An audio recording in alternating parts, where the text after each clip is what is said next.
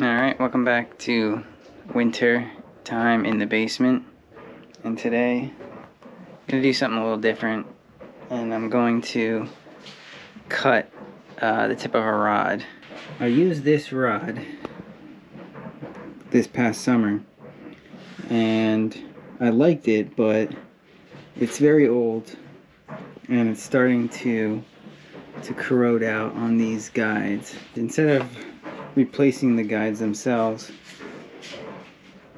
I just don't think it's really worth it, and I'd probably rather just replace the whole rod itself, because the rod's probably not worth more than $40-50. So instead I bought this rod. So this is the Shimano Teremar, and it is the inshore series. So it's a 6'6", and it's a medium action, and it's extra fast. Alright, so what that means is a lot of bend at the top and not a lot of bend here through the body. So that's what that looks like. So I'm going to cut this last eyelid to here, and then put the top eye right here, and it'll become a 6-foot rod. Because pretty much everything else about these two rods is the same. If you look, look at the length, the butts, everything is very similar. Just the way, even just the diameter. This one's just, it just seems to have a better. Yeah, I just like the bend on this one. See, it's probably also fast. If I would have to guess, this is probably also a fast action. But you can see it's bending a little more in the middle. But that could also just be because of the length. So I'm going right below this piece here.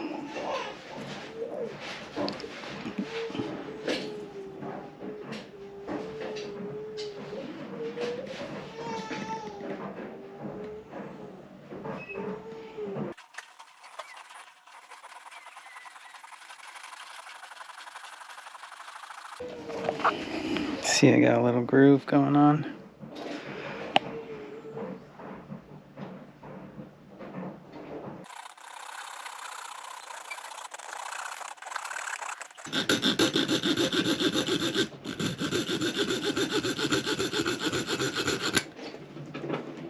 Done. We'll heat this piece up. Get this, this piece all hot. And hopefully you can just slide this out and then put it on here. It should come off pretty easily once I heat this up.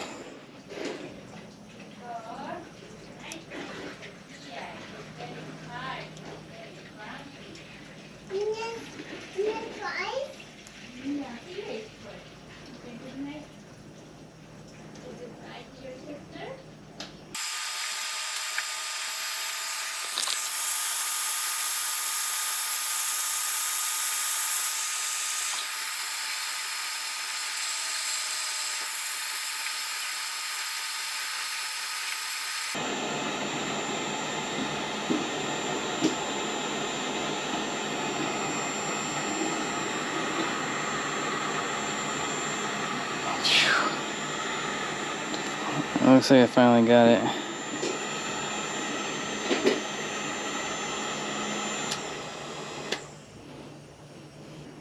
Yeah, that thing was on there good. Either that or you just, either that or you just had to heat it up a lot. That took some time. It took some more time, more heat than I thought. But there you go. that's that. And now we just have to attach it to here. So now I'm just going to take this utility knife, shave this just a little bit.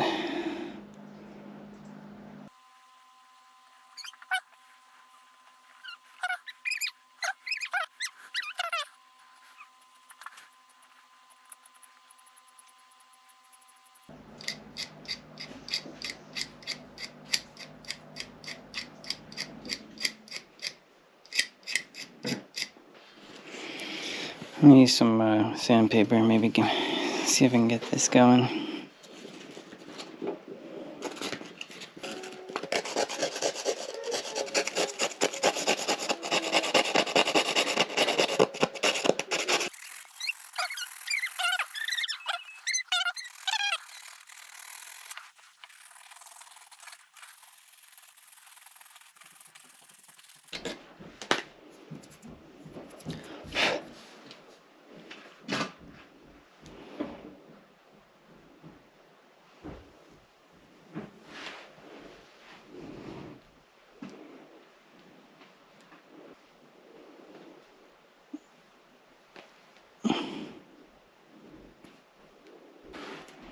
Alright, so I'm going to keep going a little bit more.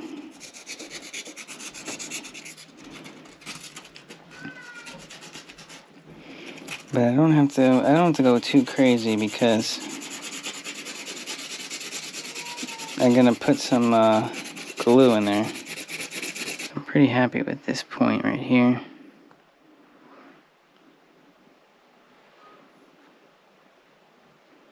It comes to a tip. But it's alright, it's tapered. And as you can see, right here it should match. I should be able to get it down about this far.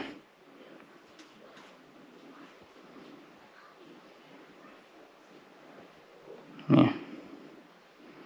So I'm just gonna epoxy that on. And it's pretty tight.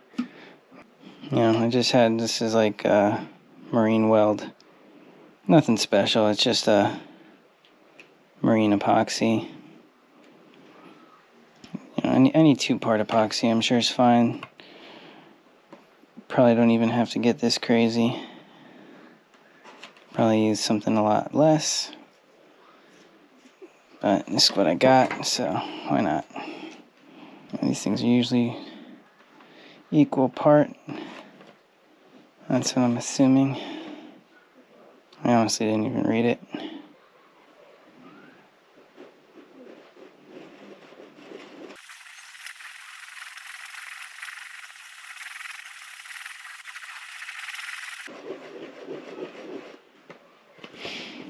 Alright.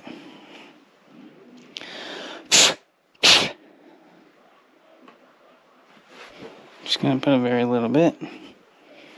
Don't need much at all.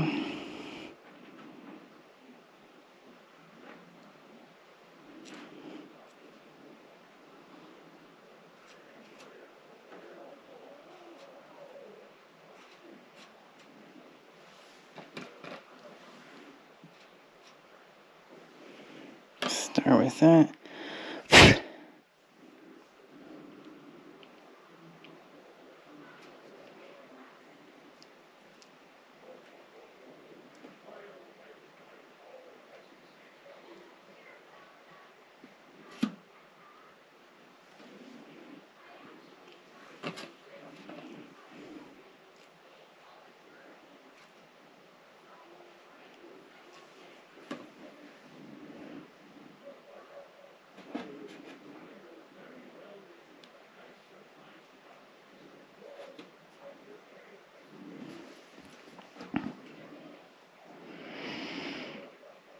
I'm just trying to get it in there as tightly as I can.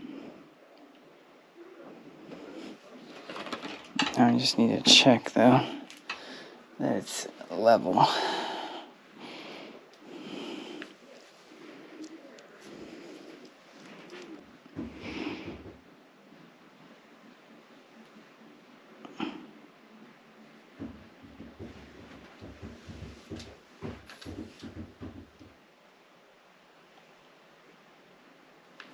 Oh yeah. Get the camera angle to pick it up.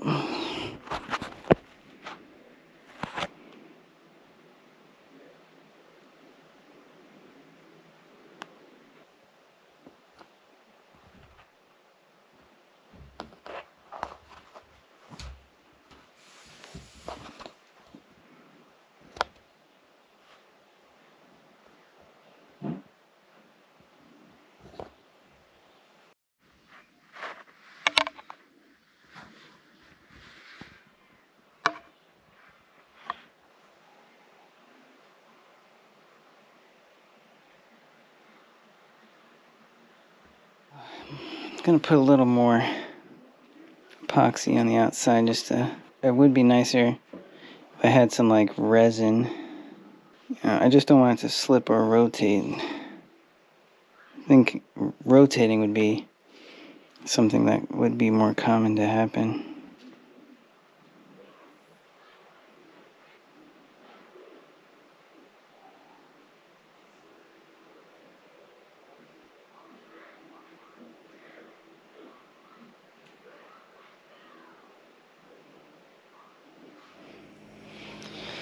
Alright, well that's it. This rod feels great now. It really does.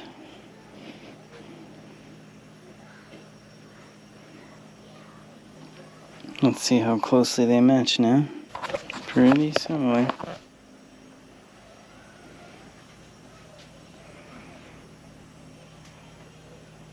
Pretty similar. There you go. So now what I've done, I think, is make this an actually stronger rod. It's now a 6-foot rod. I would say the lure weight could go higher, maybe to 3/4. Power is still probably medium, maybe medium heavy, but no more medium. But the action is going to be now more like fast. So I've allowed the epoxy to dry, and yeah, you can see it's pretty good. It's a little blobby, but it's good.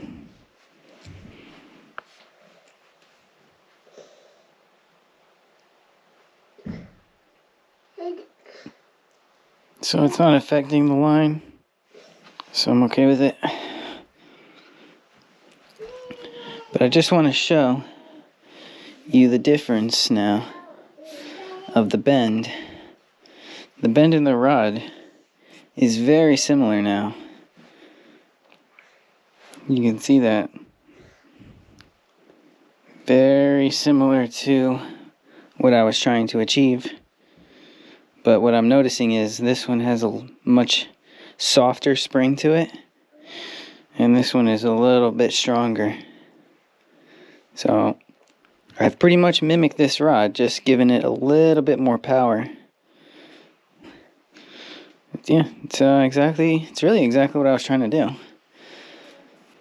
I'll probably still use my ultralight setup for like shallow water porgies, but probably when I go a little deeper and I want to jig, just a heavier jig, this is going to be perfect.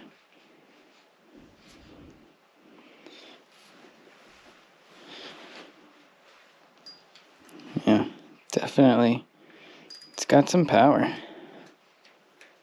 It's quite amazing how just adjusting that little part can really affect the rod quite a bit. I kind of take away the action of the tip a little bit, but in doing that, I can get a quicker snap jigging motion when I'm fishing, and it actually increases the power of the rod. You just have to be careful you don't overstrain it, because you are now putting a little more bend, I think, towards the middle. But I just like the way it feels. This is what I did with my St. Croix on my blackfish rod with my spinning reel, and I love it. I really do. So I am gonna do it now with this rod. This is gonna be more of my summer rod. I'm going lighter. I'm gonna look for a 2000 reel on it. Right now I'm using like a Stratic 3000. but I think I can get away with something even smaller, like a 2000. I'm looking for, something in between a 1 and a 3. Oh yeah, that's the plan. Test it out come spring. I don't have any sort of rod building equipment. I don't do that. I don't have a very artistic eye, but I do think that I can fix stuff just to get it to work, and that's kind of what I'm about. If it works, then I'm happy, and if I did it cheaply and quickly, even better. So yeah, that's it. Thanks for watching, and stick around for some other videos. Sorry, it's been a busy winter so far, so don't know how much videos I can get out, but yeah, anything I get time to do, I'll make sure I bring you guys along. Thanks.